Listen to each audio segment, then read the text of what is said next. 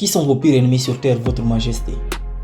Tous ceux qui inspirent les gens à penser et agir selon leur propre initiative sont mes ennemis. Des hommes tels que Socrate, Confucius, Voltaire, Emerson, Thomas Paine et Abraham Lincoln.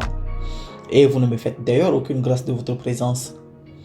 Est-il vrai que vous utilisez les hommes qui possèdent de grandes richesses? Comme je vous l'ai déjà dit, la pauvreté est toujours mon ami car elle décourage la pensée autonome et encourage la croissance de leur peur dans les esprits des hommes. Certains hommes prospères servent ma cause tandis que d'autres m'affligent de sévères dommages en fonction de la façon dont leurs richesses sont employées. La grande fortune de Rockefeller, par exemple, est un de mes pires ennemis. Ceci est intéressant, votre majesté. Me direz-vous pourquoi vous craignez la fortune de Rockefeller plus que tout autre? L'argent de Rockefeller est utilisé pour la recherche dans le but de vaincre les maladies du corps humain. Dans toutes les contrées du monde, la maladie a toujours été une de mes armes les plus efficaces. La peur de la maladie vient juste en second après la peur de la pauvreté. L'argent de Rockefeller est en train de découvrir de nouveaux secrets de la nature dans une centaine de directions différentes. Chacune d'entre elles étant conçue pour aider les hommes à prendre possession de leur esprit. C'est tout autant de nouvelles méthodes d'alimentation, de nouveaux moyens de se vêtir et d'autres modes d'habitation. Cette puissance anéantit les taudis des grandes villes, les lieux où siègent mes alliés favoris. Elle finance des campagnes pour un meilleur gouvernement et aide à éradiquer la pauvreté en politique.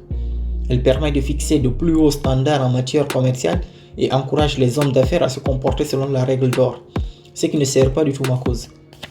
Qu'en est-il des garçons et des filles dont on dit qu'ils glissent leur propre descente aux enfers? Les contrôlez-vous aussi? Eh bien, la seule réponse que je puisse vous donner est un oui et non. J'ai corrompu l'esprit des jeunes en leur enseignant à boire et à fumer, mais ils m'ont déconcerté avec leur tendance à penser par eux-mêmes. Vous dites que vous avez corrompu l'esprit des jeunes gens avec l'alcool et les cigarettes. Je peux comprendre comment l'alcool pourrait détruire la faculté de penser indépendante, mais je ne vois pas comment la cigarette vient soutenir votre cause. Vous ne le savez peut-être pas, mais les cigarettes brisent la faculté de persévérance.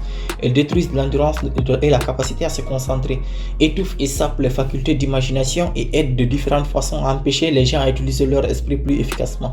Saviez-vous que j'ai des millions de personnes, jeunes et vieux, des deux sexes, qui fument 2 paquets de cigarettes par jour? Cela signifie que j'ai des millions de gens qui détruisent progressivement leur pouvoir de résistance. Un jour, je pourrais alors ajouter à leur habitude de fumer d'autres habitudes de pensée destructives, jusqu'à ce que j'ai entièrement pris le contrôle de leur esprit. Les habitudes s'invitent toujours en duo, en trio. Toute habitude qui affaiblit la volonté de quelqu'un invite un troupeau de ses semblables à se faire adopter pour mieux prendre possession de son esprit.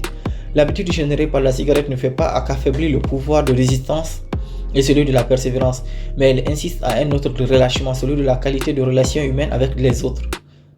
Je n'avais jamais pensé que la cigarette était un instrument de destruction, votre majesté, mais votre explication jette une lumière nouvelle sur le sujet. Combien de partisans de cette habitude prétendez-vous détenir? Je suis fier de mon résultat, des millions en sont maintenant victimes. Et ce chiffre ne cesse d'augmenter chaque jour. Bientôt la majorité du monde se livrera à cette manie.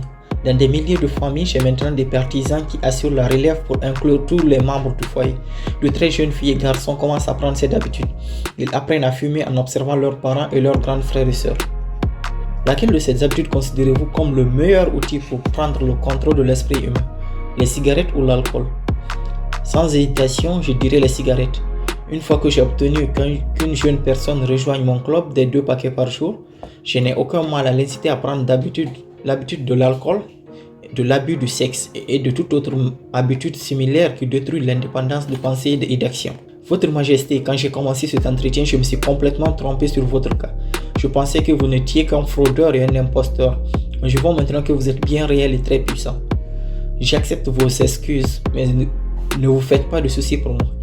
Des millions de gens ont mis mon pouvoir en doute et j'ai récupéré la plupart d'entre eux lorsqu'ils ont passé la porte. Je ne demande à personne de croire en moi. Je préfère que les gens me craignent. Je ne suis pas un mendiant, je prends ce que je veux par l'intelligence et la force. Priez les gens de croire à l'affaire de mon opposition, pas la mienne. Votre Majesté est priée de pardonner mon impolitesse, mais je ne serai plus capable de me regarder en face si je ne vous dis pas ici et maintenant que vous êtes le démon le plus condamnable qui ait jamais mené autant de personnes innocentes à leur perte. La conception que je me faisais de vous a toujours été fausse. Je pensais que vous étiez suffisamment clément pour laisser les gens tranquilles de leur vivant et que vous vous contentiez de torturer leur âme après la mort. Maintenant, j'apprends de votre confession insolente que vous anéantissez leur droit à la liberté de penser eux que vous les poussiez à vivre en un enfer ici-bas sur terre. Qu'avez-vous à dire à cela?